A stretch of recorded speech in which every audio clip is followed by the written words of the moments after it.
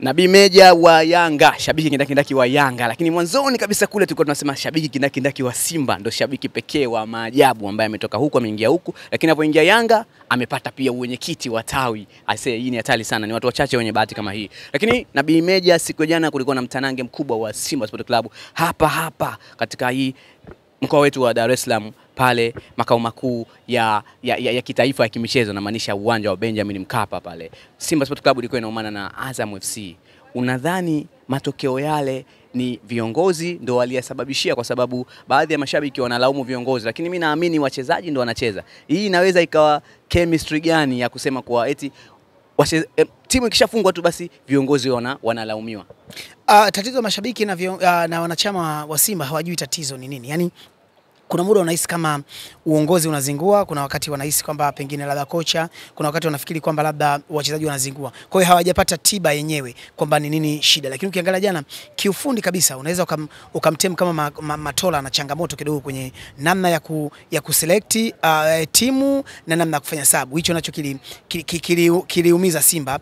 Ukiangalia namna ambavyo wamecheza, kwa sababu waliingia kama timu ya kwanza, kwa sababu Azam walikuja kuwaheshimu wakiwa wanaamini Simba ni timu kubwa, kwa maana ukiangalia Afrika wanashika nafasi sio ya 5 sio ya 6, umeelewa? Kwa hiyo wakaja na nidhamu hiyo, lakini mechi ilivyokuwa inazidi kwenda katikati, Azam akagundua kwamba mbona inawezekana, kwa wanafanya mashambulizi. Mwisho wa siku Matola akafanya sabu ambayo pengine mimi binafsi sikuona kama ilikuwa na ulazima kumtoa Kante na kumuingiza Soa pale, ndio kilichowagharimu Simba, kwa sababu timu ikakosa shape ya ukabaji, wakawa wanataka tu kushambulia muda wote. Sasa ukiangalia namna wachezaji wa Simba namna walivyoingia na Azamu, Azam walikuwa wana advantage kwa sababu yule Faisal Salum ambaye ukimwangalia ni mchezaji ambaye ni fundi sana, akapewa uhuru wa kuwa free.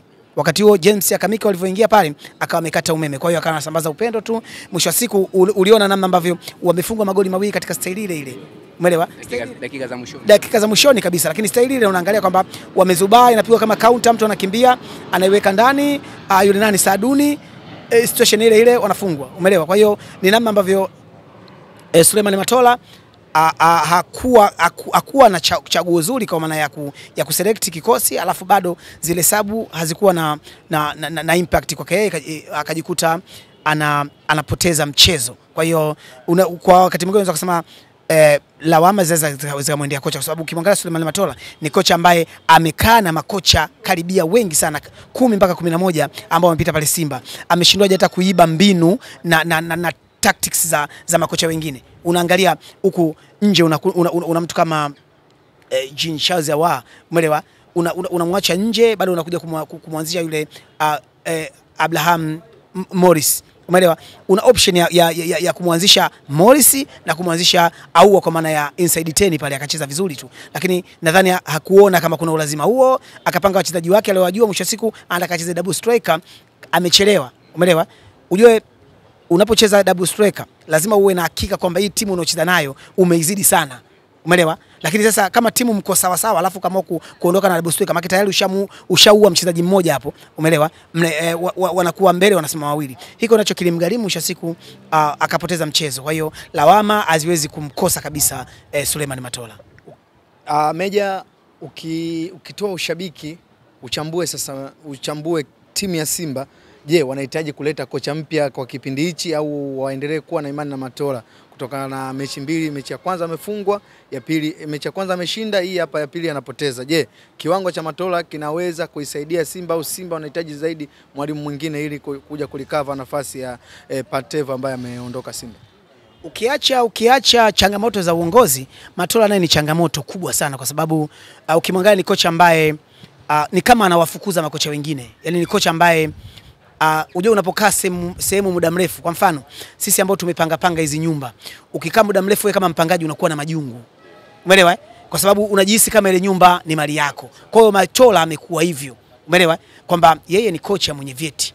Kwa hiyo kocha anapokuja mpya pale, inaweza ikawa anamjengea majungu aondoke, kwa sababu anaamini yeye anaweza kaifundisha Simba. Na angalia ambavyo Matola akipewa timu baada ya makocha hawa wanaotoka nje, kocha kija anaonekana kama uwezo wake mdogo, lakini akitolewa akikaa Matola anashinda ile mechi iliyo matatizo ni ya jana tu, kwa sababu alitaka kuleta mazoea. Lakini kama ile mechi angeshinda pengine tatizo la Matola singeonekana. Ila Simba wanatakiwa wajue kwamba tatizo, ukiacha tatizo la benchi la ufundi, lakini Matola ni tatizo sababu amekaa pale muda mrefu, ametengeneza kama majungu fulani, umeelewa? Anatengeneza kama majungu kwenye timu sababu anaamini yeye ana uwezo wa kuwa chief coach.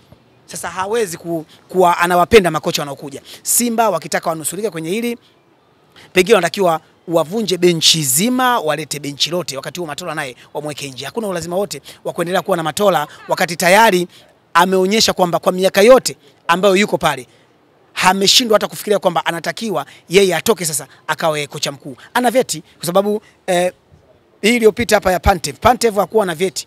Manake Matola alikuwa kama kocha mkuu. Kama kocha mkuu lakini sio kocha mkuu. Yaani Simba walikuwa wanawazuga tu mashabiki wao. Umeelewa? Kwamba yeye ni kocha mkuu lakini wanawazuga mashabiki kwamba kocha mkuu ni Pantev. Umeelewa? Na ndio maana walivyokuja hapa wakajifanya wakampa jina la meneja. Lakini ukweli ni kwamba Matola vyeti vya ukocha anavyo. Asiendelee kungangania pale Simba. Yeye kama amesoma kweli na uwezo anao, anatakiwa atoke akatafute changamoto nyingine. Aache kujiweka kwenye engo ya ushabiki. Haiwezi kumsaidia.